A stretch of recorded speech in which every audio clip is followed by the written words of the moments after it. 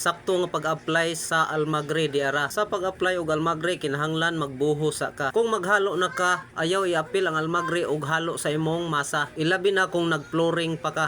Kaya ang almagre inig-apply nimo tapping ra na siya. Mura rasad ka og ga-smooth anang salog niya. Naamang goy uban nga nakit-an ako nga magtira og almagre, gihalo niya sa masa. Mao na ang resulta sa imong almagre imbis puwa, ang color niya ning lahi na kay gihalo man ninyo sa masa.